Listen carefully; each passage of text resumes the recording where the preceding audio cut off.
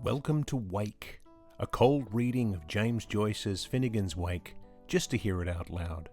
Join Toby Malone and TJ Young, along with some special friends, as we puzzle our way through what we once thought was an unreadable book to produce a surprisingly listenable podcast. It is Wednesday, November 6th, 2024. It has been 166 days since we have started reading, with 448 pages complete of 628, meaning we have 180 pages left to go and are 71.34% of the way through Finnegans Wake. Welcome to episode 30 of Wake, the podcast which is, against all odds, filled with hope, optimism and positivity as we thunder toward a long-held bucket list item, reading James Joyce's Finnegans Wake out loud just once. I'm your host, Toby Malone, and this is a first for Wake. I'm here all by myself, with no TJ and no guest. As you might have guessed from the date that I mentioned at the top of the episode, today we woke up to the news of the most vile, disappointing and terrifying election campaign in probably the history of democracy, and TJ quite rightly needed to take some time away. I totally understand that. I support him completely. I'm really hoping that he's able to get his head straight to get back to the important work that he's doing. And reading classic modernist literature isn't exactly top of mind at the moment. So I decided that I wanted to take on this section of the book solo because I kind of wanted to talk a little bit about what we've just been through. Not much. This isn't a politics podcast, obviously. You're not here for that. But we've all got to process it in our different ways. And this might be mine today. For you, the listener, this election will have been a few weeks ago. Right now, it's the day of, and it's pretty tough to process. As you might be able to guess from my tone, I am no supporter of the person who was elected yesterday. I won't use his name. I never do. And as a Canadian, we have a fairly front row seat to what's going on down there in the States. I grew up in Australia, and I prided myself on being engaged in politics. Politics in Australia had its moments that felt nasty, but nothing like what we just saw. And it's a lot to manage. I know I might lose listeners here. I don't really mind. I don't really think that the kinds of people who are interested in books like Finnegans Wake are also interested in the authoritarian leanings of this incoming administration, particularly since a lot of their policies targeting trans youth, targeting the LGBTQI community, targeting immigrants, targeting people of colour.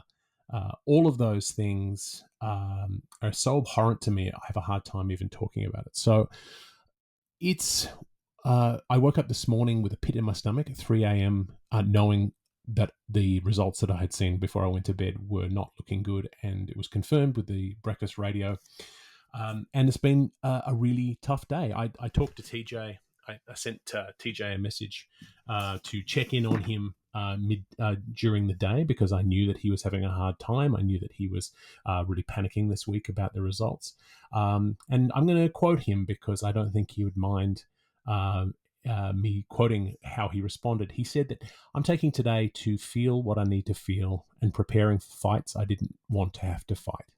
And yet in some ways it feels like it has before. 4 more years of hearing him say and do hurtful things, and 4 more years of finding a way to instill hope and resolve. But today I'm just tired.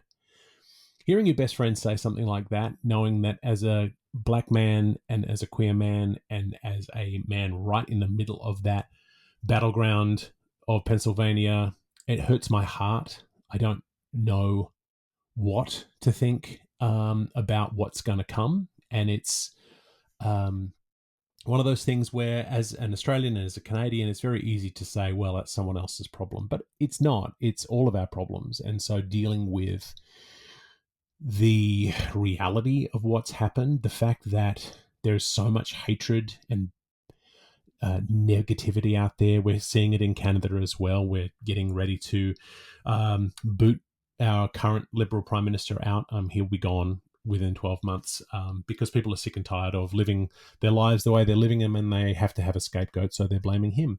We're going to have a Trump-light Prime Minister very soon here in Canada, and I feel as though the whole world should be on notice. There's certain things that are not going to stand, and I don't see a peaceful transition over the next 4 years at all. I feel as though it's one of these things that every now and then you need a reminder. I spent a lot of time over the last year as this election loomed, really thinking there's no way that this can happen again, because common sense will prevail, and common sense must prevail because I'm sure I'm in the majority. I'm sure the majority of people in that country will know that this guy is poison. This guy is going to serve his own interests.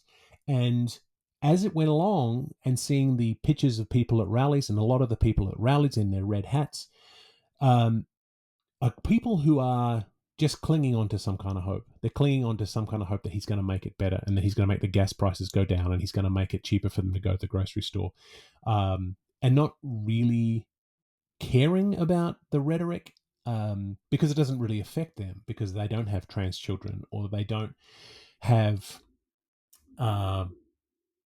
immigrant friends. Everything is othered, and so they have that perspective.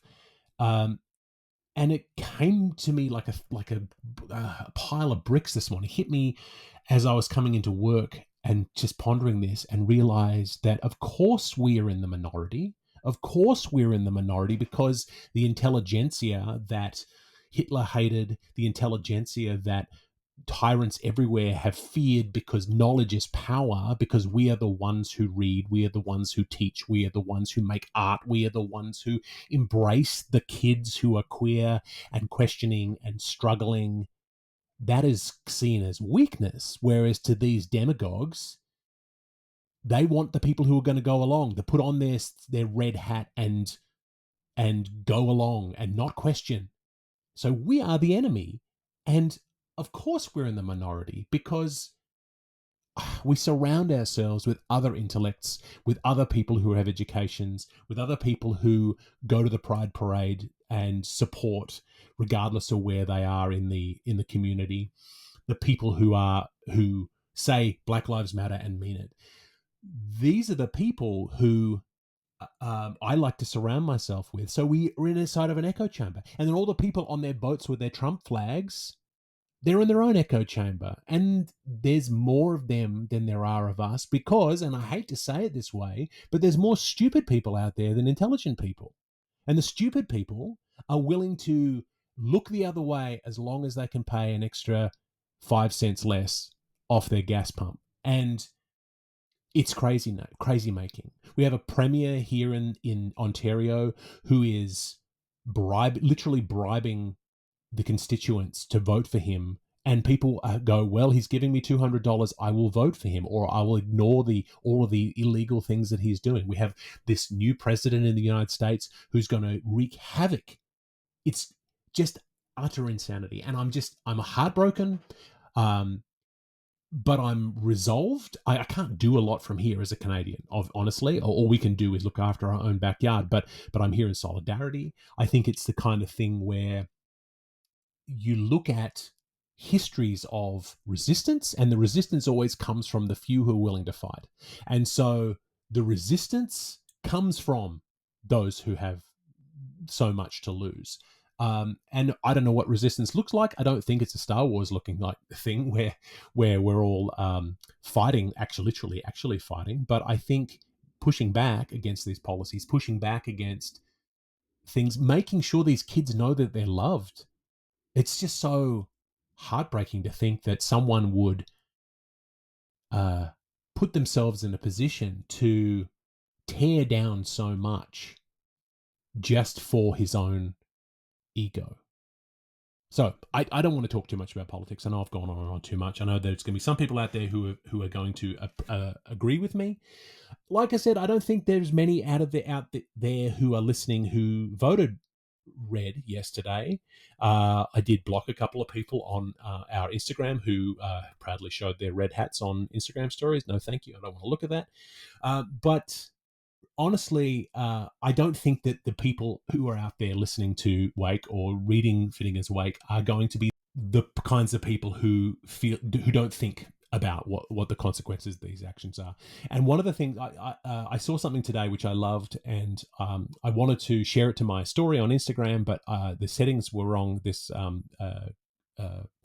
friend of ours on Instagram had set the settings, and I hope they don't mind. But this is from the James Joyce Archive Instagram feed, and I just wanted to memorialize it here because this felt like a really important an Instagram post, because this is how I'm feeling today, and this really spoke to me. So this is from James Joyce Archive, at James Joyce Archive, a great resource to follow if you're a James Joyce lover, which I know you all are. And they posted, "Oh, and for the record, I sincerely hope that not a single true Joyce fan was and would ever be a supporter of that man, or any other fascist or bigot, because if you somehow are, the very man whose work, or him as a person you claim to respect and love, would be absolutely disgusted with you, and would not accept a single word of your praise or appreciation, no matter how sincere and how well-meaning you would say that you were being." And yeah, because we are in the minority, people who want to take the time to think about classic literature. We are the kinds of people who are trying to make a difference in the world. We're not just going along. And Joyce wasn't here for that. He wasn't here for the violence. He wasn't here for the people who don't want to think. Joyce is the one who is asking us to think. It's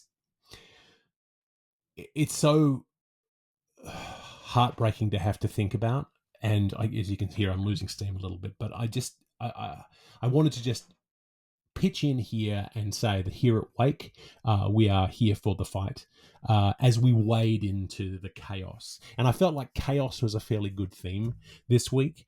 I feel as though we are about to hit chaos. I feel like it's been chaotic over the entire last 12 months, going through all of this sort of stuff. And chaos feels right to me. It comes from the ancient Greek, meaning a vast chasm or a void. And that feels like we're just tipping over into that. But it also feels like Finnegans Wake is the kind of work that speaks to chaos and the chaotic nature of life and how we live it, the chaotic nature of how we engage with one another, the stories we tell. And chaos theory is obviously something that people much smarter than me talk about. Obviously, we know about the butterfly effect and that kind of thing, about how little actions create big consequences. A quote here is, chaos theory is concerned with the unpredictable courses of events, the irregular and unpredictable time evolution of many non-linear and complex linear systems have been named chaos. And so the fact that Finnegans Wake is not linear, the fact that Finnegans Wake has this chaotic energy to it, feels really appropriate to me. And this was something we in last week's episode, we had Tommy Mackay on, a lovely man who we talked a lot. We talked about his Stramash, his Scottish idea of a chaotic moment. And we spent some time talking about that. And I actually brought this up last week in terms of chaos theory, but then I took it out of the episode because it felt like we wanted to hear more Tommy, not me. But I wanted to bring it back here because it feels appropriate to the time now where we feel like we're living in chaos and we feel like the chaos is around us. So in the sense that the Wake is conjuring that chaos as we make and remake the universe, really speaks to the fact that we're trying to fully comprehend the chaos we're living, which is essentially impossible. But amidst that, there's this order within the chaos, these threads that we can pick out and understand. And the article that I talked about last week is written in a journal called Chaos, which is about chaos theory, and it studies. There's some really interesting things going on in this article written by a couple of academics from Poland named Tomasz Stanic, Stanislaw Droch, and Jaroslaw Kwapian. Apologies to those three very intelligent people for my butchery of their names. But in this Chaos article, what they did was they're analyzing the length of sentences in great works. And so what they're doing is they're taking these sentences, they put them through a system, and they put them in a graph, and then they figure out that the distribution of space between punctuation marks, or whether sentences are long or short. And obviously, like we've already talked about, some sentences that go on pages and pages in Finnegans Wake. Obviously, there's also very short sentences. They use an example from a book called The Gates of Paradise, which is a Polish book, which is a single sentence all the way through. So there's no punctuation. But then they compare it to Finnegans Wake. And what's really interesting, and I'm going to put this graph into the show notes, is that within the analysis is that these three academics took Finnegans Wake and put it into this system. And then they analyzed it, and it showed that apart from a couple of notable outliers, the sentence structure in Finnegans Wake is incredibly uniform. They say Finnegans Wake exhibits the type of narrative that makes it possible to continue longer strings of word without the need for punctuation breaks, which is because there's not necessarily having to make sense. This may indicate that this type of narrative is less taxing on the human perceptual and respiratory systems, or equivalently, that it resonates better with them. So a lot of books will tend towards sort of shorter word sequences. There's a huge spectrum of distributions in Finnegans Wake, which is perfectly symmetrical, means that that we have a symmetrical sentence structure throughout Finnegans Wake, and it's really quite interesting. Means that sentence length variability follows an orderly curve.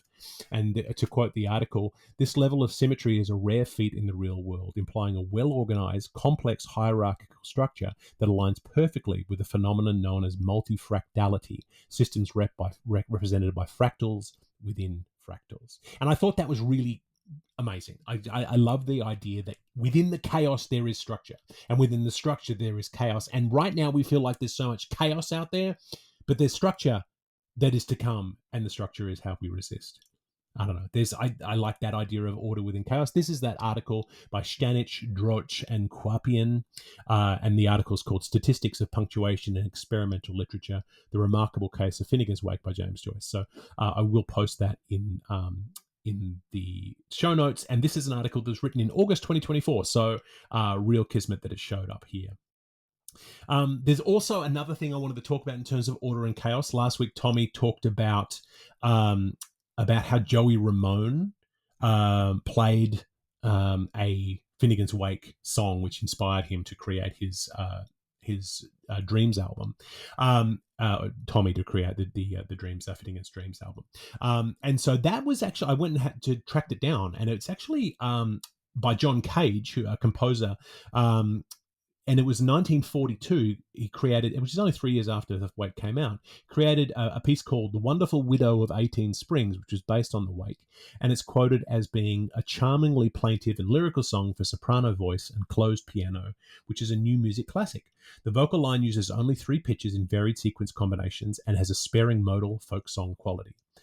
The text quotes from James Joyce's Finnegans Wake: "Night by silent sailing night, Isabel, wildwood's eyes, and primrose hair quietly." Each word is extended slightly beyond easy recognizability, which adds to the hypnotic quality. And so that is something, again, more chaos and more structure within the chaos. I just find that fascinating. I'm going to play a little segment of that now, just so you can hear it. I'm going to play both the John Cage version and also the Joey Ramone version that he played in homage to John Cage. And I will also link to both of those in the show notes. So here is John Cage and The Wonderful Widow of 18 Springs. Here now is Joey Ramone. So cool. Really interesting stuff. Anyway, I've talked way too long. I know this introduction. I'm assuming this is going to be a shortish segment because I have no one to talk to about it.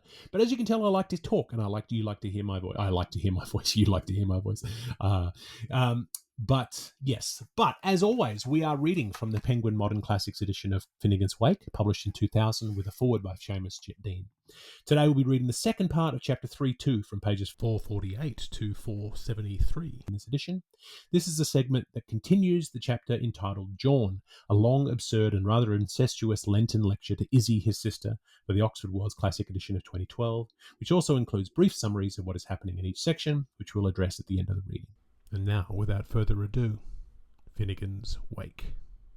"Sis, dearest," Jaun added, with voice somewhat murky, "what though still high-falutin', he turned his dorse to her to pay court to it, and overleaved his boosies to give the notes and score, phonosopically incuriosited, and melancholic this time, whiles, as on the full moment he gaped in wonderment, his on-satin-cast eyes in stellar attraction followed swift to an imaginary swell-all. Oh, the vanity of vanity! All ends vanishing. Personally, Grog helped me, I am in no violent hurry. If time enough lost the ducks, walking easy found them. I'll nose a blue fonks with any tristies blinking upon this earthlight of all them that pass by the way of the deer drive, Conconi's run or Wilfred's walk, but I'd turn back as lief as not if I could only spoon find the nippy girl of my heart's appointment, Mona Vera Tutu Ipostila, my Lady of Lyon, to guide me by gastronomy under her safe conduct. That's more in my line. I'd ask no kinder of fates than to stay where I am, with my tinny of brownies tea, under the invocation of St. James Hanway, servant of Gamp, lapidated, and Jacobus a Pershorm, interstitious for my thurifex, with Peter Roche, that friend of my bosom, leaning on my cubits at this passing moment, my bilocaloption in the birds lodging me, pheasants among, where I'll dreamt that I'll dwellth mid warblers' walls, when throstles and choffs to my sigh high-hide, with me hairs standing up well, and me long lugs dittos, where a mordering row, the fox, has broken at the coward's sight, till well on into the bosom of the exhaling night, pinching stop-and-go jewels out of the hedges, and catching dim-top brilliants in the tip of my wagger, but for that old clock, fast cease to it, has just gone too-hoo the hour, and that yen breezes zipping round by Drumsily do be devils to play flirt. I could sit on safe side till the bark of St. Grotius for Hoopo's hours, till Heo's Horissings, laughing lazy at the sheep's lightning, and turn a widermost ear dreamily to the drumming of snipers, hearing the wireless harps of sweet old Ariel, and the mails across night rives, peep-peet, peep-peet, and the whippoorwill William the Woody, Moor Park, as peace-fed as a Philoppotamus, and cracking jugs at the granules, leaving tea leaves for the trout and bearlicks for the wary, till I had followed through my upfielded new viewscope the rugby moon cumulously god-rolling himself west asleep amongst the cloud scrums, for to watch how carefully my nocturnal goose-mother would lay her new golden sheg for me down under in the shy Orient. What wouldn't I poach? The rent in my riverside, my other shoes, my beavery, honest, aye, and melt my belt for a day's feast of Granham with the Finnegans, those happy greppies in their minnow hall, flashing down the Swan's Way, leaps ahead of the swift mac eels, the big dillaroo red fellows and the purse-winded carpers, rear in antis rude purchase, a stench of me. Or when I'd like my own company best, with the help of an orange and bear, to be reclined by the lasher on my Logansum, my GBD in my FACE, Solfanelli in my Shelley holders, and loved Latakia, the benevolent, for my nose thrills, with the jealouser minds wilting away to their heart's delight, and the king of September letting down his humily odours for my consternation, dapping my graphene, burning water in the spearlight, or catching trophies at the King's Royal College of Sturgeon by the armful for to bake pike and pie while, twined me a bower in Alouette's tower, all Adelaide's naughting girls jucking beneath me, I'd gamut my twitty-nice Dorian blackbuds, chthonic Solfia, off my singer-songer piccolo to pipe musical airs on numberous fairy acidodes. I give a king to me, she does, alone up there, yes, see. I double give, till the spinney all eclosed, a song with them. Isn't that lovely, though? I give to me alone I trouble give. I may have no mind to lamnaggage the forte bits like the peonage, but you can't cadge me off the key. I've a voicicial lilt too true, no Mario, and bemolly and giasis. For I sport a whatchamacalmac in the latcher part of my trowsers, and the lark that I let fly, oh la la, is as cockful of fanantics as is my tune to my fork. Natural, you might lower register me as disrecordant, but I'm athrone in the lillabilling of Killarneys. That's flat. Yet where in the wold, you? What's good for the gorse is good for the garden. Lethals lurk heimlocked in Logans, loath laburnums. Dash the gaudy death cup. Bryony O'Brieny, thy name is Belladama. But enough of Greenwood's gossip. Birds' nests is birds' nests. Thine to wait, but mine to wage. And now play sharp to me. Double first, I'll head foremost through all my exam hoops. And what sensitive coin I'd be possessed of at Latouche's, begor, I'd sink at some total, every dolly farting, investments of subdominal poteen at prime cost, and I bait you, my chancy old coat, against the whole ounce you half on your backboard, if Madamord strips mesdamines may cold strafe ill glands. That I'm the go-getter that'd make it pay like catch registers, as sure as there's a pot on a pole. And what with one man's fish and a dozen men's poissons, sowing my wild plums to reap ripe plenty-horns mead, lashings of herbole and hydromel and braggot, I'd come out with my magic fluke in close time, fair, free, and frolicky, zooming top hole on the mart as a factor. And I tell you the Bectives wouldn't hold me. By the unsleeping Solomon Andromedus, ye god of little peskies, nothing would stop me, for Moni makes multimony, like the brogues and the kishes. Not the Ulster rifles and the Cork milicy and the Dublin fusees and the Connacht rages assembled. I'd axe the Channon and leap a liffey and drink Annie Black water that ran on me way. Yip! How's that for scats, mine shats, for a lovebird? To funk is only Peter natural, its daring fears divine. Be bold, like Barians belaying all behind me. And before you knew where you weren't, I staked my initials divey, cash and cash can again. I'd be staggering humanity and loyally rolling you over, my sow white sponse, in my tons of red clover, 99 to the metronome, fi high and fi higher and fi highest of all. Holy Petter and pal, I'd spoil you altogether, my sumptuous Sheila. Mum all to do, Brett Frollup fizz and unpop a few Shortusians, or shake a pail of sparkling ice, hear it swirl, happy girl. Not a spot of my hide but you'd love to seek and scan again. There'd be no standing me, I tell you. And as Game Boy as my pagan name KC is what it is, I'd never say let fly till we shot the bliss up and swamped each other, man or wife, into our sever nevers, where I'd plant you, my gizzy gay, on the electric ottoman in the lap of lechery, surprisingly stitchless with admiration amongst the most luxuriously furnished compartments, with Sybarite chambers, just as I'd run my shoestring into near 1 million or so of them as a first-class dealer and everything. Only for one thing that, however over-famixed I would become, I'd be awful anxious, you understand, about shoe pisser pluvius, and in consideration of the terrible luftsucks wobbling around with their hydraulics in the cooled am-stop here, till the bortling that would perish the Dane and his chapter of accidents, to be atrimental to the better half of my alto lyrical health, not considering my caps flap, and that's the truth now out of the cackling bag, for truly sure, for another thing, I never could tell the least falsehood that would truthfully give satisfaction. I'm not talking applesauce etho, or up in my hat. I ernst. Shoo! Sisyphus, dearest, I was reading to myself not very long ago in Tennis Flannel's Macarthur, his correspondence, besated upon my tripos, and just thinking like the author how long I had liked myself to be continued at Hothel Izzard, peeking into the focus and peeking at thumbnail reveries, pricking up ears to my phono on the ground, and picking up airs from t'other over thither.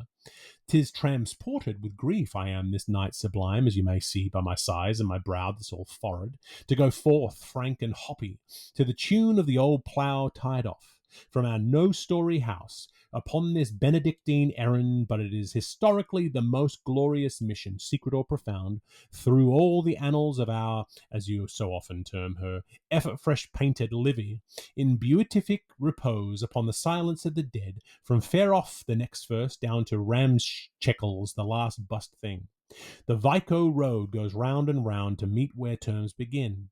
Still unappealed to by the cycles and unappalled by the recourses, we feel all serene, never you fret, as regards our dutiful cask.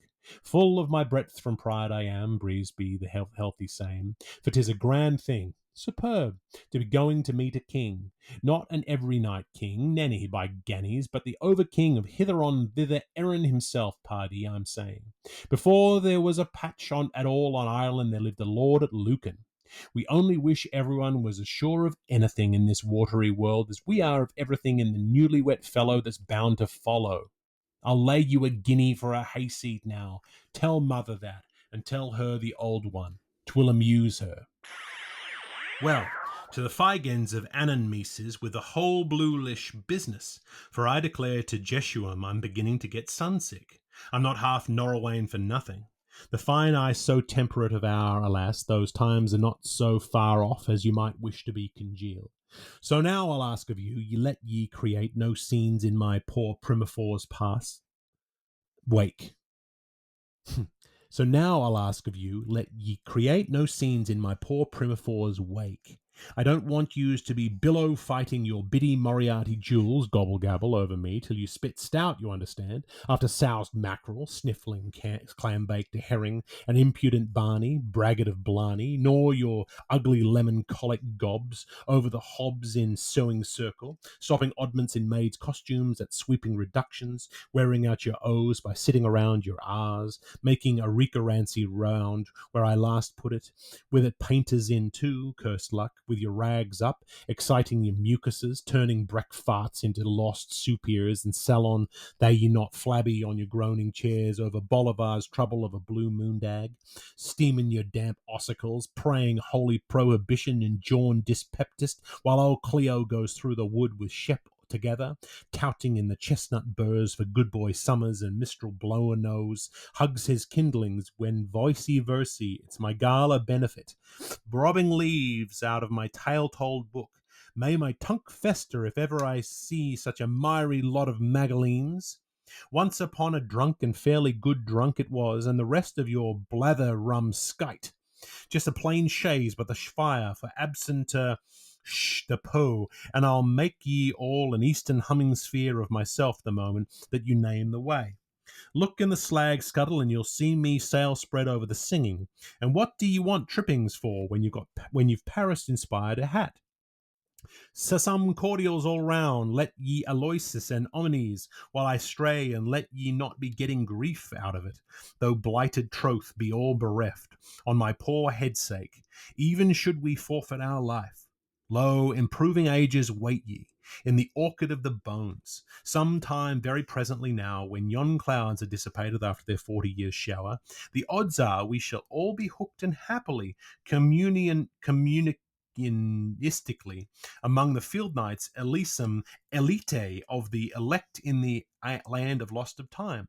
Johannesburg's a revelation. Deck the diamonds that never die. So cut out the lonesome stuff. Drink it up, ladies, please, as smart as you can. Lower it. Out with Lent. Clap hands, postilion. Fastentide is by. Your soul and my opera must hereupon part company. For airfare thee welt. Parting's fun. Take thou the ringles thine, love. This dime doth tross thee from mine arms. Goodbye, Swiss start, goodbye. Ho, ho! Sure, treasures, a letterman does be often thought reading ye between lines that do have no sense at all. I sign myself, with much leg, inflexibly yours, and poshed the Jaun. To be continued. Huck! Something of a side-splitting nature must have occurred to Westminster Jonathan, for a grand, big, blossy-hearty, stertorous laugh, even Drudge that laid doggo thought feathers fell, hopped out of his woolly's throat like a ball lifted over the head of a deep field at the bare thought of how jolly they'd like to be trolling his hoop, and all of them true to types in Missumnemassness were just starting to splotter with the jolly Magorios, hickey hecky hock, huges, hugie, oh Jaun, so jokeable and so geepy, oh thou pure, O thou virgin, O thou holy, our health, thou strong, our victory, O salutary, sustain our firm solitude, thou who thou well strokest. Here, hairy ones, we have sued thee, but late, beauty powerless. When suddenly, how like a woman, swifter as Mercury, he wheels right round sternly on the rizzies suddenly, with his gimlets blazing rather sternish, how black like thunder, to see what's loose. So they stood still and wondered. till first he sighed, and how ill suffered, and they nearly cried, the salt of the earth, after which he pondered, and finally he replied, there is something more. A word a parting, and shall the heart's tone be silent? Engagements, I'll beseech you. Fare thee well, fare well. All I can tell you is this, my sorrelies. It's prayers and layers all the thumping time, begore. The young glorious gang voices the old doxologers. In the suburbs of the heavenly gardens, once we shall have passed after surceases, all serene, though through neck and neck like Darby and June, to our snug eternal retribution's reward. See Scorch line. The Scorch House. Shunt us, shunt us, shunt us. If you want to be Felixed, come and be parked. Sacred ease there. The Shawnad and Pobble Q's remainder. To it, seek it head up. No petty family squabbles up there, nor homemade hurricanes in our cohort yard.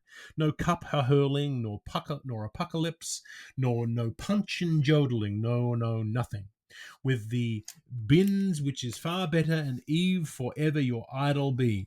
You will hardly reconnoitre the old wife in the new bustle, and the farmer Shinner in his latter-day paint. It's the full-dress Toissons walks expedition after a bail motion from the chamber of Horace. Saffron buns or sovereign bonhams, whichever your avatar to like it and lump it, but give it a name. Irony all over Ireland's, and there's food for affection when the whole flock's at home. Hogmanay do you get? Hogmanay do you smell ye gut? And Hogmanay do you smelly spattery gut? You take Joe Hanny's tip for it. Post-mortem is the goods, with jollification a tight second. To borrow and to borrow and to barrow. That's our crass, hairy, and evergrim life, till one final howdy-do bouncer Naster raps on the bell with a bone and his stinkers stank behind them, with the sceptre and the hourglass. We may come, touch and go, from our atoms and ifs, but we're presurely destined to be odds without ends. Here we molt in moycane and flop on the seamy side, living sure of hardly a doorstep for a stopgap, with who goes there and a live sandbag around the corner. But up yant prospector you sprout all your able and woof your wings dead, certain, however, of new thing whatever to eye forever, while Hyam's in the chair. Ah, sure, pleasantries aside, in the tale of the cow, what a Humpty Dorm earth looks our misery me here today as compared beside the here we are again gaieties of the afterpiece, when the royal revolver of these real globos lets regally fire of his meo culpo for the chrisman's pandemon to give over and the harlequinade to begin properly. SPQ weary king Mark Time's finished joke, putting all space in a nutshell. Well, the slice and the veg joints are well in its way, and so is a rib roast and the jackknifes as a sporting dish, but home cooking every time. Mountain's good mustard, and with the helpings of ladies' lickfings and gentlemen's relish, I've eaten a griddle. But I feel twice as stew-hard what I felt before when I'm after eating a few natives. The crisp of the crackling is in the chawing. Give us another cup of your scald. Santos Mozos. That was a damn good cup of scald. You could trot a mouse on it. I enjoyed your pick of hissing hot luncheon find, I did, thanks awfully. Sublime. Tenderest bully ever I ate with the boiled Protestants. Alan Noelia, only for your peas again, was a taste too salty to carry flavour with my go-down, and hereby return with my best savoury condiments and a penny in the plate for the Jeems. Okay, O Cosmos, our Ireland, I. And for Kale Cannon Cabas, give me Cincinnatus with Italian, but si vuol poco. Sicilic cheese, haggis good, haggis strong, haggis never say die. For quid we have recipe, O lout, and save that, Olivero, for thy sunny day.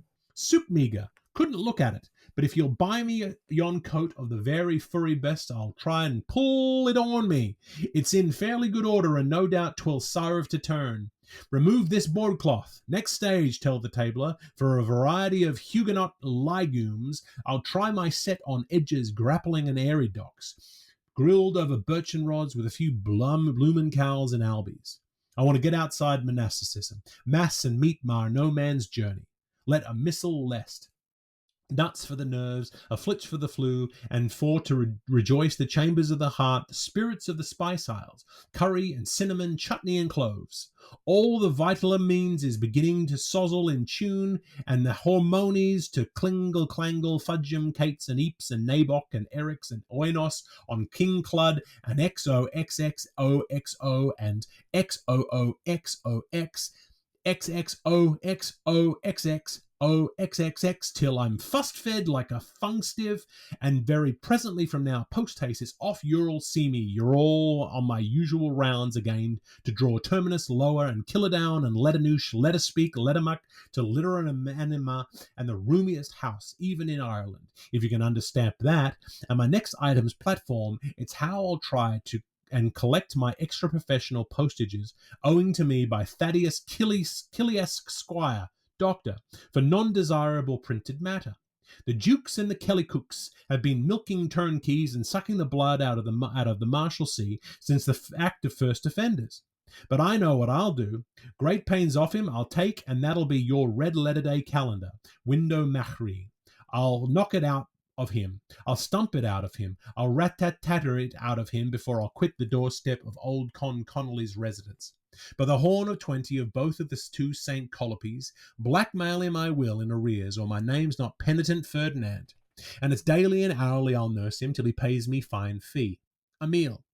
Well, here's looking at ye. If I never leave you biddies till my stave is in a bar, I'd be tempted rigidly to become a passionate father. Me hunger's weighed, hung king, me anger's swaged, hang. Ye can stop in as ye are, little lame mothers, and wait in wish in vain till the grime reaper draws nigh, with a sickle of the sickles as a blessing in disguise. Devil a curly care, I care.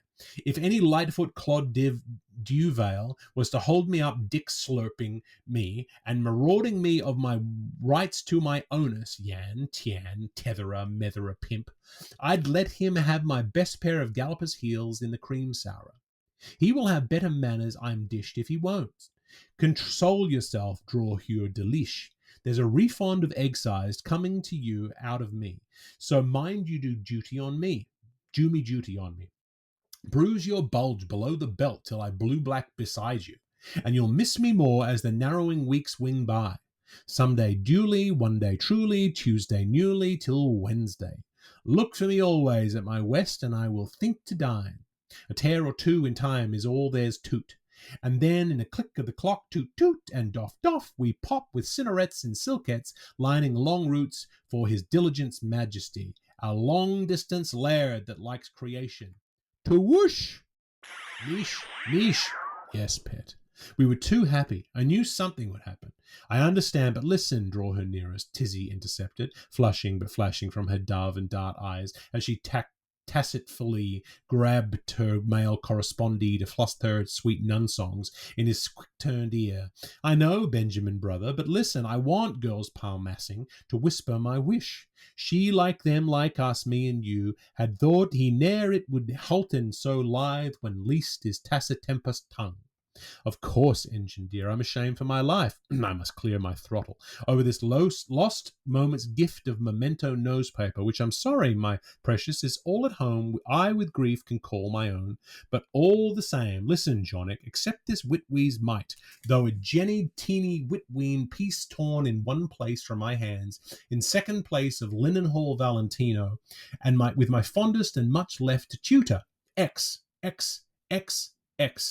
It was heavily bull-addicted to young Father Mull, my pettest parish priest, and you know who between us by your friend the Pope, 40 ways in 40 nights. That's the beauty of it. Look, seen it, ratty. Too perfectly priceless for words. And listen, now do enhance me, oblige my fiancé, and bear it with you mourn till life's e'en. And of course, whenever you make usage of it, listen, please kindly think Galway's again, or again, never forget of one absentee, not Sister Maggie. Ah, him. That's the stupidest little cough. Only be sure you don't catch your cold and pass it on to us. And since Leveret bounds and larks is soaring, don't be all the night. And this, joke, a sprig of blue speedwell, just a spell of Flora Laura so you'll mind your Veronique. Of course, Jer, I know you know who sends it, presents the please, Mercy on the face of the water. They're like that film A Boat. Awfully charming, of course, but doesn't do her justice, apart from her cattiness in the Magan bottle. Of course, please too write, won't you, and leave your little bag of doubts, inquisitive, behind you unto your utterly thine. And thank you, forward it back by return pigeons pnew to the loving, in case I couldn't think who it was, or any fun for all happens, I'll be so curious to see in the Holmesworth breakfast tablots, as I'll know either ways by pity blue if it's good for my system. What exquisite buttons, gorgios, in case I don't hope to soon hear from you. And thanks ever so many for the 10 and the 1 with nothing at all on.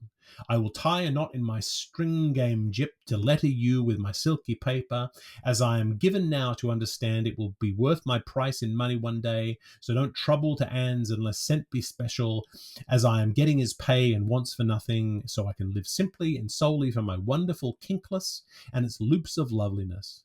When I throw away my rolettes, there's rings for all. Flea a girl says it is her colour. So does B and L, and as for V.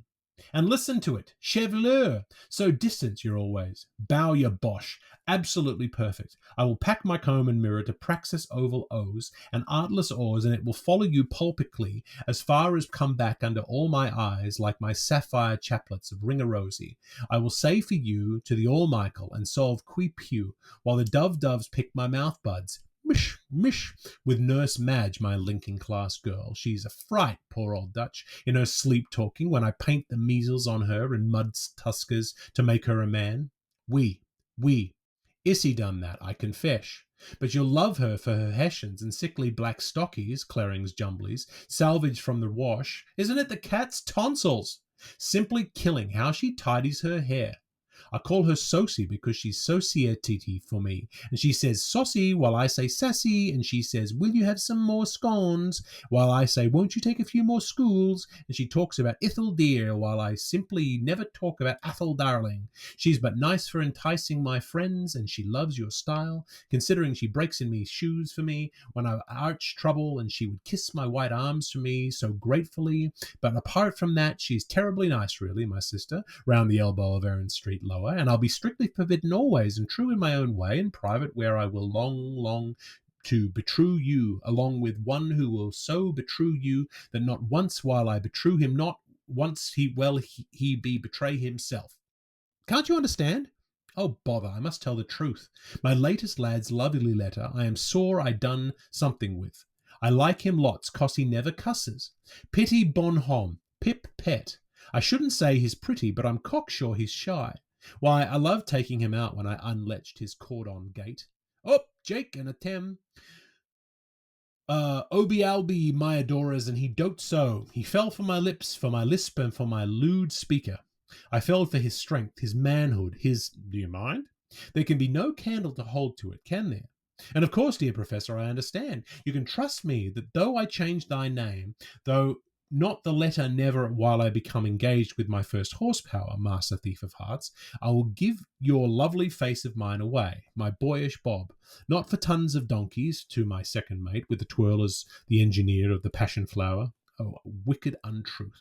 What a tell that he has bought me in his Wellingtons what you haven't got. In one of those pure clean lapstocks of yours, thankfully, arrow of the passkeys, no matter what. You may be certain of that, Fluff, now I know how to tackle.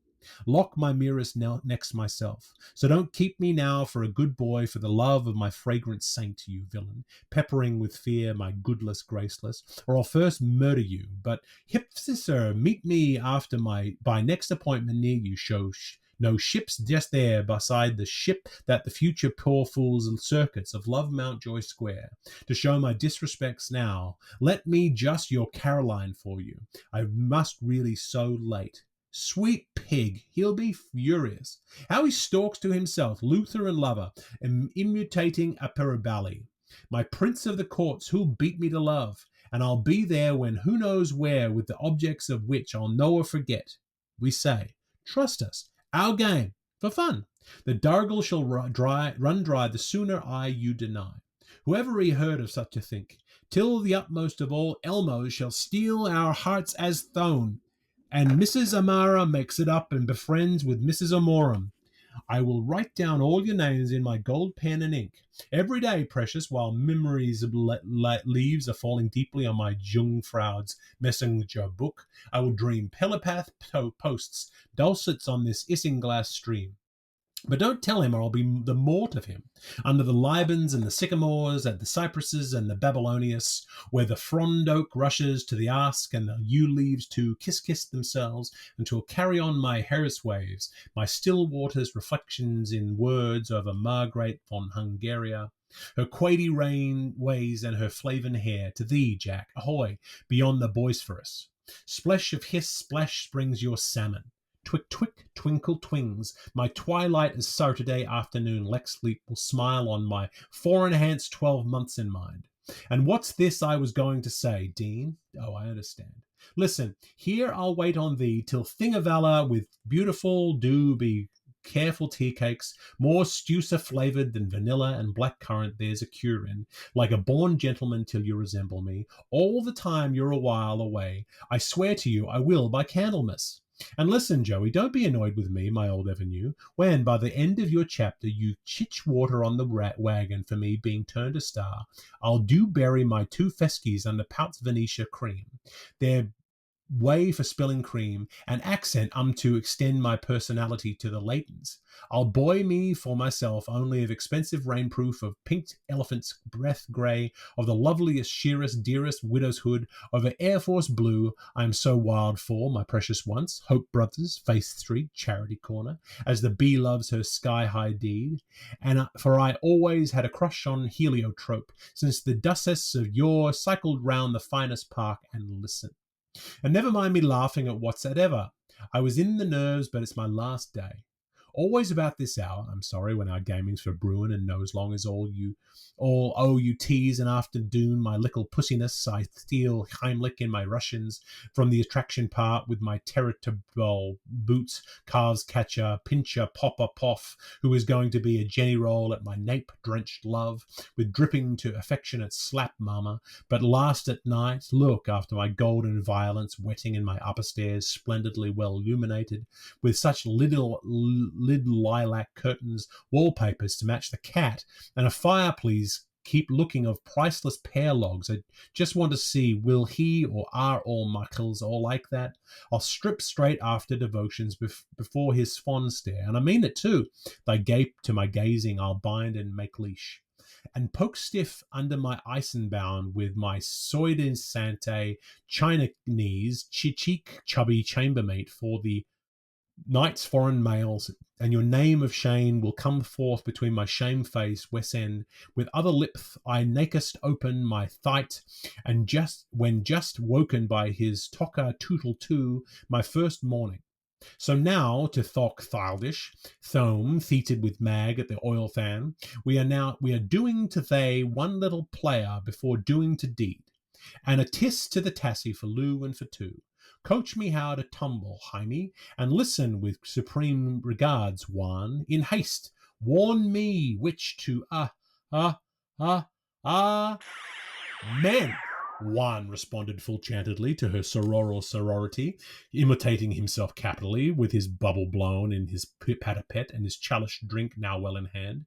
A spilt, see, for a spilt, see, ever gloriously kind, and I truly am eucharized to you. Also, sacre pere and mater d'hotel. Well, ladies upon gentlemen and Toastmaster General, let us brine dicing brand a song, woo and win woman long, with healths to rich vineyards, erin go dry. Amidst the living waters of, the living in giving waters of, tight, loose, a stiff one for Staffetta, mollified with creams of harmony, the coupe that's chill for jackless Jill, and a filiform douche on Doris. Esterels, be not on your weeping, what though Shaunathan is in his fail. To stir up love's young fizz, I tilt with the bridal's cup champagne, dimming deuce from his peep-air of hide-seeks, tight squeezed on my snowy brusted, and while my pearlies in their sparkling wisdom and nippling their bubblets, I swear, and let you swear, by the bumper round of my poor old snaggletooth solid bowel, I ne'er will prove I'm untrue to your liking. There, so long as my whole looks down. So gulliby, my poor Isley.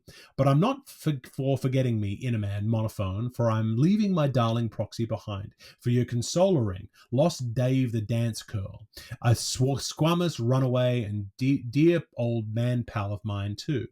He will arrive incessantly in a fraction of a crust, who, could he quit doubling and stop tippling, he would be the unicorn of his kind.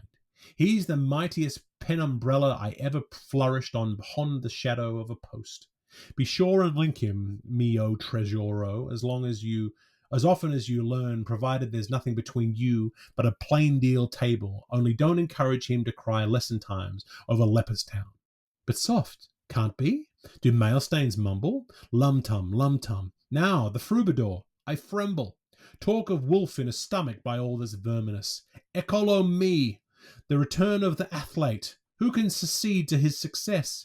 Isn't Jaunstown, Österreich, the small place after all? I knew I smelt the garlic leak.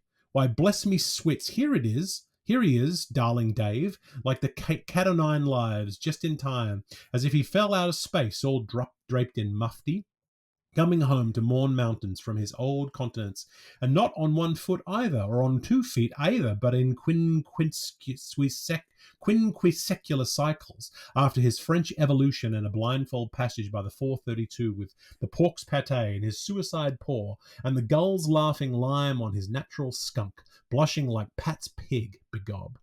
He's not too Tim-Tom well ashamed to carry out honor glib to grape bakeley in his showman sinister the testimonials he gave his 20 anise orf, showing the 3 white feathers as a home-cured emigrant in paddy you are far below on our sea level. Bearer may leave the church, signed Figura Porca, Lictor Magnifica.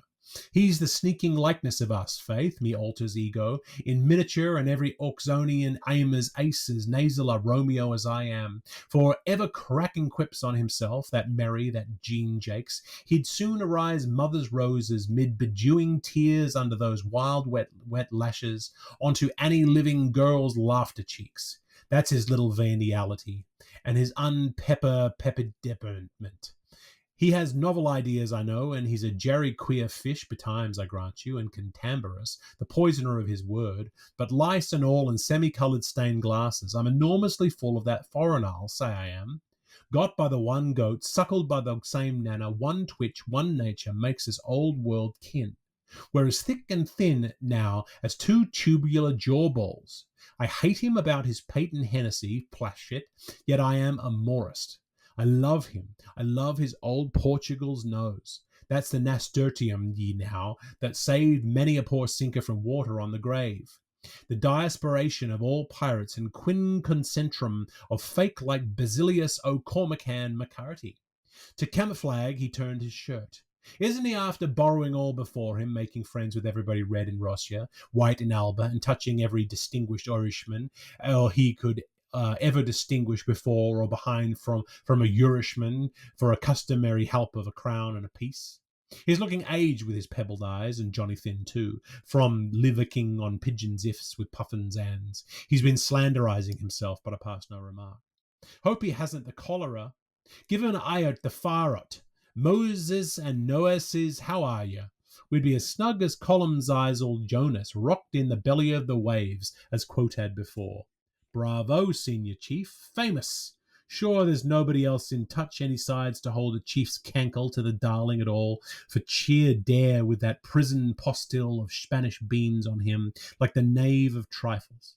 A jolly tan fine demented brick and the prince of good Phillips. Dave knows I have the highest respect of anyone in my own smooth way for that intellectual debtor, obligado. Monsieur David R. Crozier. And we're the closest of chems. Mark my use of you, cog. Take notice how I y'employ, crib. Beware as you I foil copy. It's a pity he can't see it, for I'm terribly nice about him. Can Willie Shimry, the marmaid's flam. Allele of the old loonies, a Brazel Abu. The most omnipotent man. Sherbos! Oh, be the holy snakes, someone has shaved his rough diamond skull for him, as clean as Nuncius Pidish. The burnt-out mesh and the matting and all. Thunder weather, Khyber Shinka, Escaper Sansa Pega. He's a spat and spit, so he is, scaly skin and all, with his blackguarded eye, and the goat's beard on his butting hole of Shemuel Tulliver, me grand sword, the old crusader when he off with his poor Dean. That was to let the crowd of the flu-flux fans behind him see me proper. He's very thoughtful and sympathetic, Crow, the way that his brother Intelligentius, when he's not absent-minded with his Paris address. He is, really. Hold hard till you hear him clicking his bull's bone. Some toad clacking, you're welcome back. Wilkins to red berries in the frost. And here's the butter exchange to file and dram ye with a bowlful of the Molesale base and Yunker Doodler wank to wall a writing of his phony. I'm tired herring of you. Hat yourself. Give us your dyed dextremity here, Frother, the clatter clasp. I met with Dapper Dandy, and he shocked me big the hammed. Where's your watchkeeper? You've seen all sorts in shapes and sizes marauding about the Mopper Mound. How's the cock and the bullfight? And old Oster and Hungrig? And the beer and belly and the boot and ball? Not forgetting the oils of grease under that turkey and julep and Father Freeshot's filebogan in his rockery garden with the costard. And did you meet with Pedhar the Grab at all? And did you call on Tower Getius? Was Mona, my own love, no bigger than she should be, making up to you in her best-behaved manner when you made your breast law and made her tell me? Did you like the landskip from Lambay?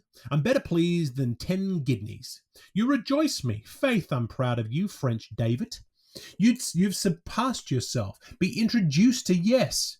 This is me aunt, Julia Bride, your honour, dying to have you languish to scandal in her bosky old dell tangle. You don't recognise him. He's Jackot the Horner, who boxed in the corner, jilting no fewer than three female bribes. That's his penals. Shavorum! You haven't seen her since she stepped into her draw-offs. Come on, spinster, do your stuff. Don't be shy, husbandmanver. Way, what's on you, whip? Up the shame war. She has plenty of womb in the small clothes for the Bosphorus. Nephew's push. Hatch yourself well. Enjom yourselves thoroughly. Would you wait bis she buds till you bite on her? Embrace her bashfully by all means at my frank incentive, and tell her in your semiological agglutinative yes how I does be asking after her. Let us be holy and evil, and let her be peace on the bow. Sure, she fell in line with our tripartite photos as the lion-eyed males when we were stable lads together, like the Corks Again brothers, hungry and angry, Cavalier Grace by round-eared force, or like Boy Run to Sibster, me and you, Shinners True and Pinch Me, our Tertius Quittus, that never talked or listened, always raving how we had the wrinkles of a snail charmer, and the slits and sniffers of a fellow that fell foul of the County de Luna, and the meat trap of the first vegetarian. To be had for the asking. Have a hug. Take her out of poor tuppenny luck before she goes off in pure treble liquidance. I'd give you 3 shillings a pullet to the cannon for the conjugation of shadow, you kissing her from me liberally all over as if she was a crucifix. It's good for her bilabials, you understand. There's nothing like the missile touch for finding a queen's earring false. Chink, chink. As the curly bard said after kitchen the wom in his hymn to the hum of her garnets. You try a little titch to the tissel of the tail, the racist to the racy Rossi. The soil is for the well self alone. Be own kind, be kithkinish, be bloody Sibby, be Irish, be Inish, be Ophalia, be Hamlet, be the property plot, be Yorick and Lancaster, be cool, be Mackinamux of yourselves, be Finnish. No matter where the preacher is, there's no plagues like Rome. It gives up the gripes. Watch the swans sway. Take your tiger over it. The leady on the lake and the convict of the forest. Why, they might be Babu and Momi. Yip, yip, to Pan, to Tin Pinny Pan. All follow me, yap, to curl you. Give us a pin for her and we'll call it a toss-up. Can you reverse positions? Let's have a few all round, courting cousins. Quack, the duck of a woman for Quack, the drake of a man, her little live apples for Lees, and love potions for Leos, the next beast king. Put me down for all ringside seats. I can feel you being corrupted. Recoil. I can see you sprouting scruples. Get back. And as he's boiling with water, I'll light your pyre. Turn about, skeezy Sammy, out of metaphor, till we feel you still tropeful of popetry. Told you so. If you doubt of his love, of dare-airing his feelings, you'll very much hurt for mishmash mastifractured of Europe. You can read off the tale of his. Ripper, Rippist and Jack. Dwell on that, my hero and lander. That's the side that appeals to him, the wrong way to right woman. Shuck her, let him. What good for? Shuck her more, let him again, all he wants. Could you wheedle a stavling encore out of your imitation as Jubal Heart, hey, Mr. Jinglehoys? Congregational singing. Rota ran the pagoda, con Dio in capo, ed il diavolo in coda. Many a diva Davusha saw her Dalbadan at the priesty pagoda Rota ran. Ugh, he's so sedulous to singe always if prompted, the mirth provoker. Grunt unto us, I pray, your foreboding article in our own DS Docken Doylish introducing the death of Nelson with coloraturas. Corio fra, and I'll string the second to harmonize. My loaf and pottage, he here, Rochelle, with your dumpsy diddly dumpsy die, fiddly far, diavolo. Oh, come on, school colours, and we'll scrap rug and mat, and then be as chummy as two bashed spuds. By trial bay Holmgang, or betrayal by jury. Attaboy. Fee gate has Heenan hoity, mine Uncle Hare. What, sir? Poss? Mister? Achieve? Thou? What say ye? Taurus periculosus, Maudbus pediculosus. Misery me in miserabilibus. There's oval language for you. The towel is precluded, the mob's in her petticoats, Mr. R.E. Meehan is in misery with his billy boots. Begob, there's not so much green in his Ireland's eye. Sweet fellow Overcal, he stones out of stune. But he could be near a colonel with a voice like that. The bark is still there, but the molars are gone. The misery billy boots I used to lend him before we split, and be the whole in the year they were laking like heaven's reflexes. But I told him, make your, and I will be done, and go to a general, and I'd pray confessions for him. Arish, and I'll be your intrepider. Ambras, ruffle her. Bussing was before the blood, and bissing will behind the curtain. Tris, did you note that worried expressionism on his megalogue? The full octavium below me. And did you hear his brow rings rattle-making when he was preaching to himself? And whoa, do you twig the sham-looking leaf creeping ghastly down his blousey frock? Our national umbloom. Arish, he won't. He's shoy. Those worthies, my old Faher's uncle, that was garroted, Caius Coco Codenhand, what I lost in a crowd, used to chop that tongue of his, Jeplayton, with my uncle's owl cellar, Woolwolf Woodenbeard, and went stone-bathered in the Tower of Balbus, so as brisk, man, as I'd scoff up mutton chops and lobscouse. But it's all deaf's man duff to me, begob. Sam knows miles better than me how to work the miracle.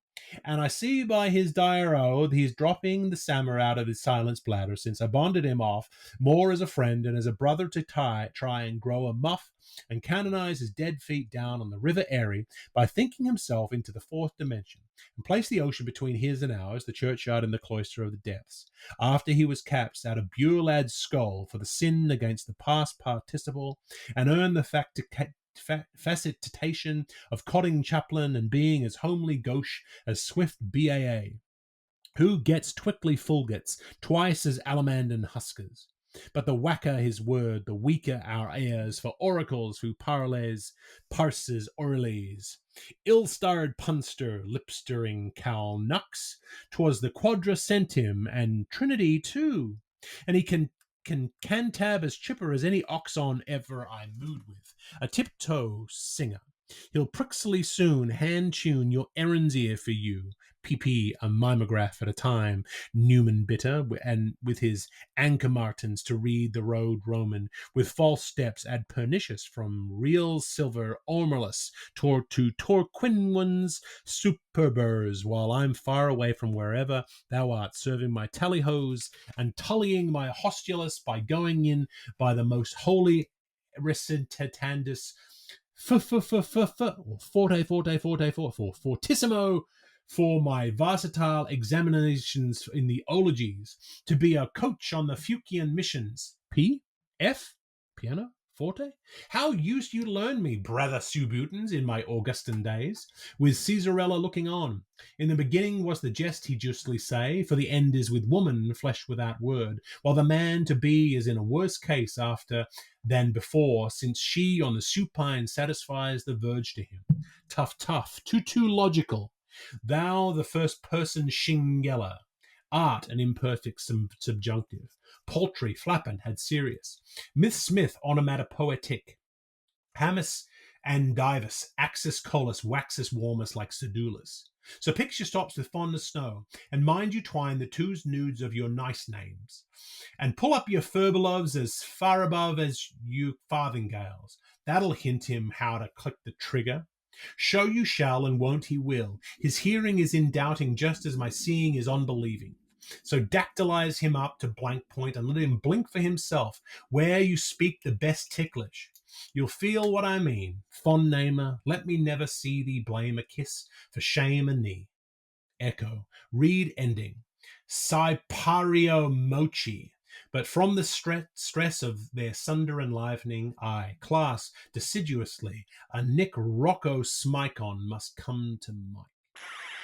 Well, my positively last at any stage. I hate to look at alarms, but however they put on my watched craft must now close, as I hereby hear by ear from by sealess socks, 'tis time to be up and ambling.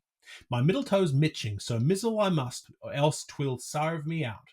Gulpa-bulpa at parting, and the more the melodist. Farewell, but whenever, as Tisdall told Toole, tempos fidgets. Let flee me fiacles, says the grand old monarch, storm-crested crow cock, and undulant hair, hoodies tway. Yes, faith, I am as mew let freer beneath me cortage bound. I am as bored now at bowling beer's grace as sore pores there at Andrew Clay's was sharing sawdust with Daniel's old collie. The shack's not big enough for me now. I'm dreaming of ye, Azores. And remember this, Cholrines, there's the witch on the heath, sistra. Bathsheba peeling hoary hard, while her orchotron is whoring ho.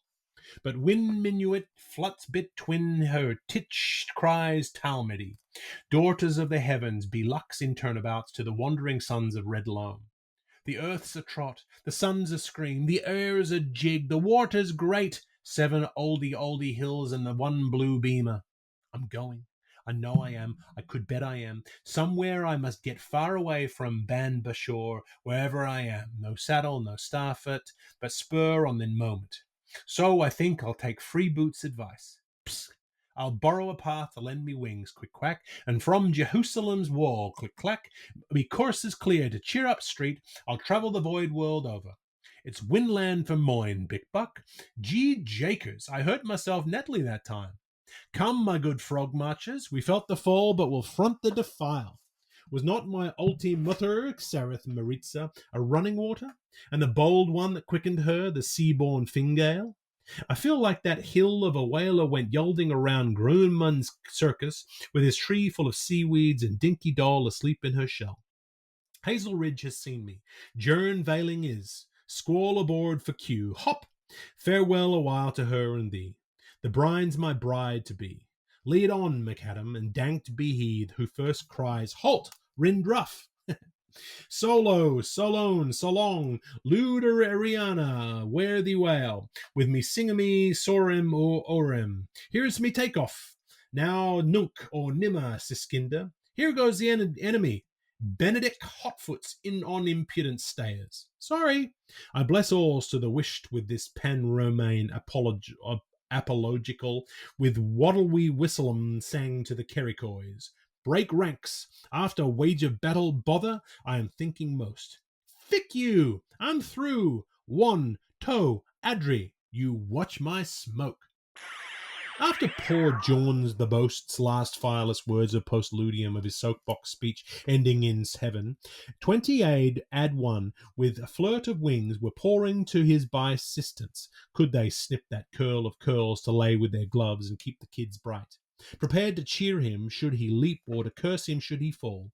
But with their bigger trigger reader rodeo, the cherubs in the charabang set down here in sedan chair. Don't you wish you'd be a yoke or a bit in your mouth, repulsing all attempts at first hands on as no es nada, our greatly misunderstood one we perceive to give himself some sort of hermetic prod, or kick to sit up and take notice, which acted like magic, while the phalanx of daughters of February Phildyke, embushed and climbing ramblers and weeps, voiced approval in their customary manner, by dropping knee-deep in tears over their concelebrated midnight sunflower, Piopady boy, their solace in Dorcas, and splattering together joyously the plaps of their tappy hands, as with a cry of genuine distress, so prattly polylogue, they viewed him, the just one, their darling, away.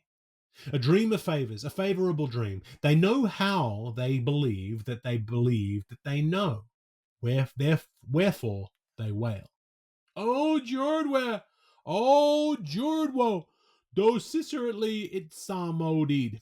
Guest turns Lothlied answering to Maronite's wail. Oasis, Cedarus, East Shelter, homing leafs, Bonoon. Oasis, cold presses on mount of sighing. Oasis, palm most air-saltering homing glades.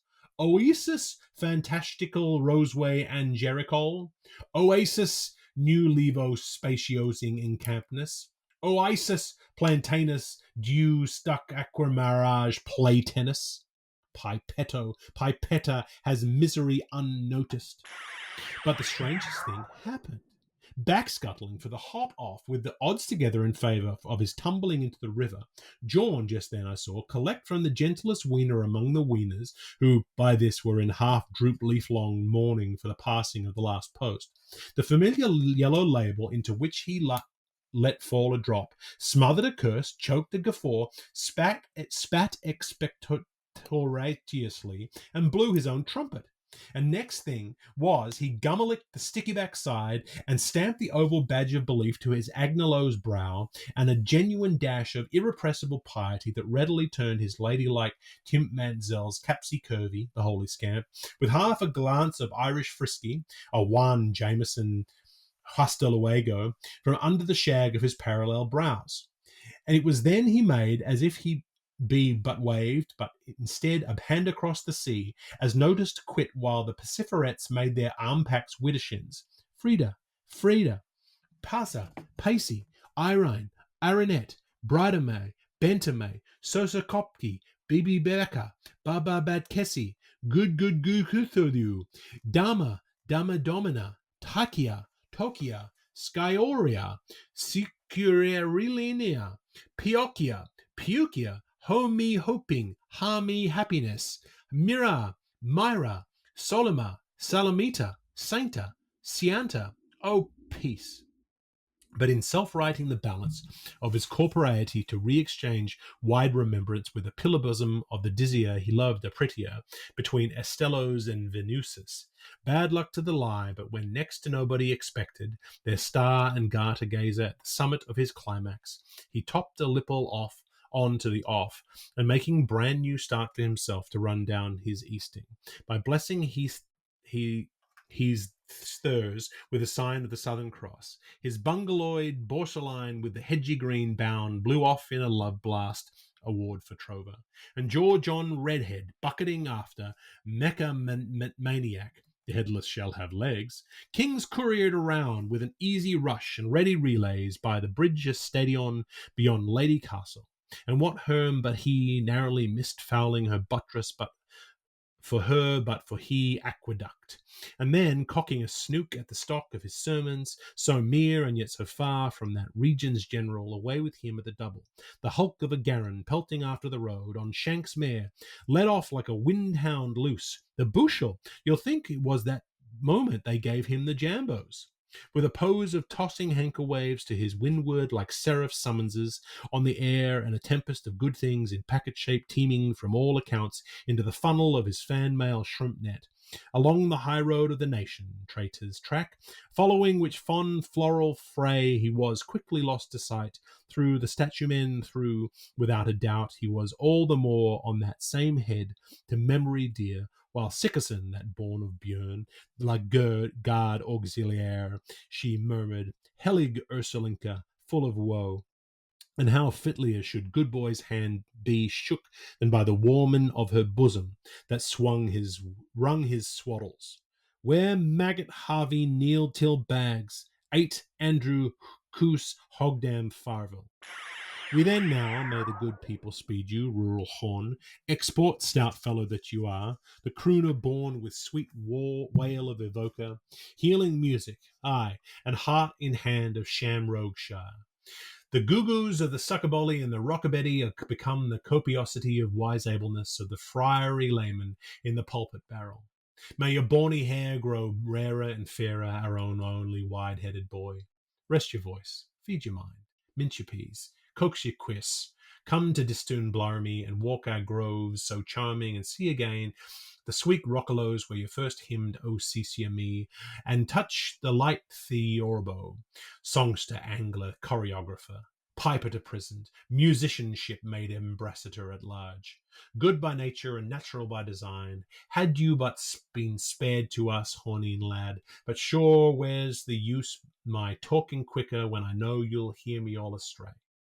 My long farewell I send to you, fair dream of sport and game, and always something new. Gone is Horn, my grief, my ruin, our Joss El Jovan, our Chris Namurti. 'Tis well you'll be looked after from last to first, as yon beam of light we follow receding on your photophoric pilgrimage to your antipodes in the past. You who so often consigned your distributory tidings of great joy into our never too late to love box, Mansutidinius manipulator, victimizedly Victoria horse, dearest horn of all, you of the boots, true as 80, step walk, a penny a time, a lamp paddy fair, post danu rengro, our Romani cheel, thy now paling light, Lucerne, we may ne'er see again. But could it speak, how nicely would it sputter to the four cantons praises be to thee, our patent saint. For you had, may I, in our, your, and their names dare to say it, the nucleus of a glow, of a zeal, of soul, of service, such as rarely, if ever, have I met with single men. Numerous are those who, nay, there are a dozen of folks still unclaimed by the death angel in this country of ours today, humble indivisibles in this grand continuum, overlorded by fate and interlarded with accidents, who, while there are hours and days, will fervently pray to the spirit above, that they may never depart this earth of theirs, till in his long run from that place where the day begins, ere he return his post-alexic, on that day that belongs to joy for Ireland, the people that is of all time, the oldest, the youngest, after decades of long suffering and decennia of brief glory, to mind us of what was when, and to matter us of the withering of our ways, their January, February winds true from Sylvester. Only Walker himself is like Waltzer. Whimsicalissimo they go murmurand, comes marching a home on the summer crust of their flagway. Life, it is true, will be a blank without you, because Avicum's not there at all. To no more cares from nomad nose, ere Molochy wars bring the devil error. A slip of the time between a date and a ghost mark, rived by Darby's chill day's embers, spatched fun June the Dantyforth, from the night we are and feel and fade with, to the yester selves we tread to turn upon. But boy, you did your strong 9 furlong mile in swick and slap record time, and a far-fetched deed it was in troth, champion docile, with your high bouncing gait of going, and your feat of passage will be contested with you and through you for centuries to come. The phoenix rose the sun before Erebia sank his smother. Shoot up on that, bright Bennu bird. Va fatuar. Eftsoon so too will our own phoenix spark spurt his spire, and sunward stride the rampant flambe. Aye, already the sombre opacities of the gloom are vanished. Brave footsore horn, work your progress. Hold to, now. Win out, ye devil ye. The silent cock shall crow at last. The west shall shake the east awake. Walk while ye have the night for morn, light breakfast bringer. Morroweth, whereon every past shall full fast sleep. Amen.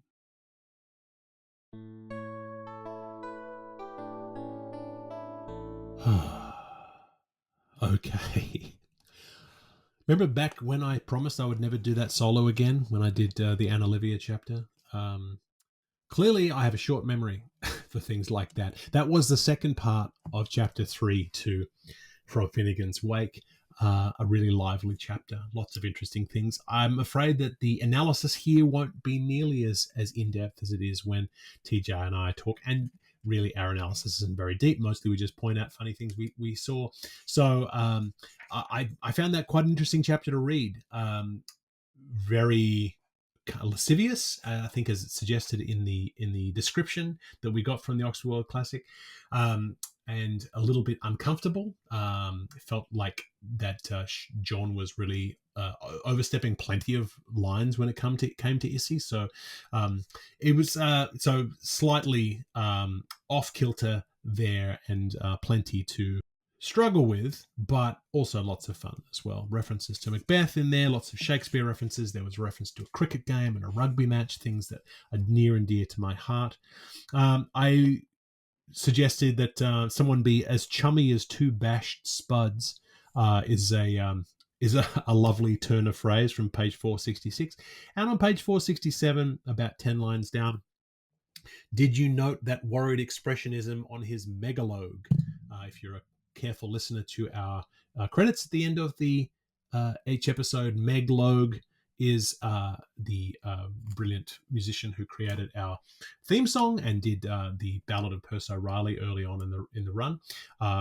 So Meg Logue is appearing in Finnegans Wake. And of course, those of you who know us, she also goes by Meg Logue Malone. She's my wife of 25 years nearly. And we actually have been together as a couple for 25 years as of next Wednesday. So a pretty exciting little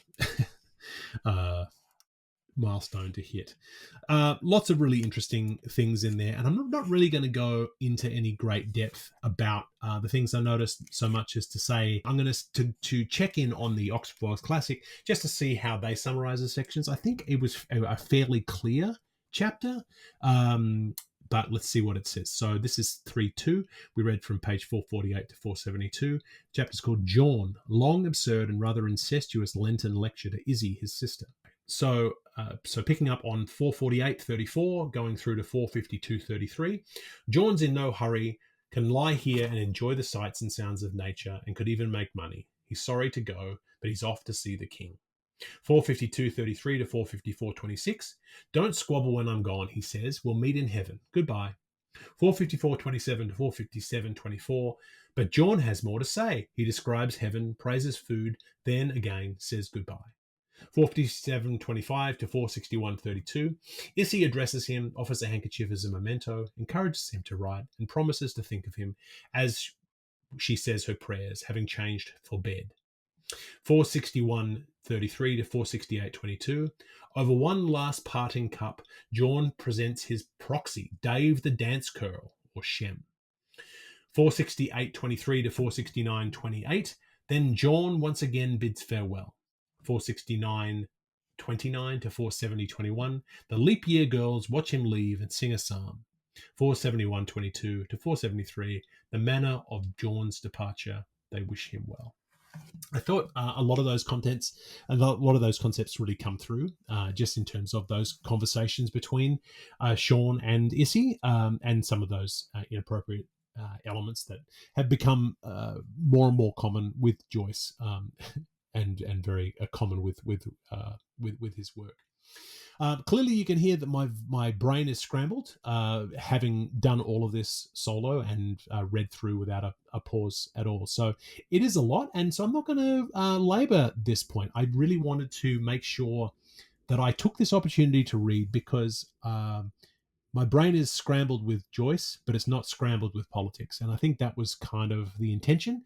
When I asked TJ if he wanted to record tonight and he said he wasn't feeling up to it, I asked him if he would mind if I recorded without him, just because I felt like I kind of needed this to get my head straight. I needed to sort of dive into the chaos. I needed to dive into the Joyce, the reassurance of what this is, the structure within the chaos, and the chaos within the structure gives me hope. There's a lot. I mean, when Joyce wrote this, it was at the precipice of the Second World War. He'd been writing this for 16 years through all sorts of calamities in his own life, with his own family, with society, through the Great Depression. And he was due to die, within a couple of years of this. And the calamities that he went through and the chaos that he went through, while it doesn't compare, we can't compare eras. It just reminds me that we survive things. We survive calamities. Whether this is, a fall of Rome moment, I don't know. I don't think so. I think we're too smart for that in many ways. But then again, maybe this is much more like that movie Idiocracy, where we're becoming dumber and dumber until we hit a critical mass where there's far too many dumb people. And where the smart people start to die out. I don't know. All we can do is take care of our own backyard. And so I worry about my kids, and I worry about my family and my friends.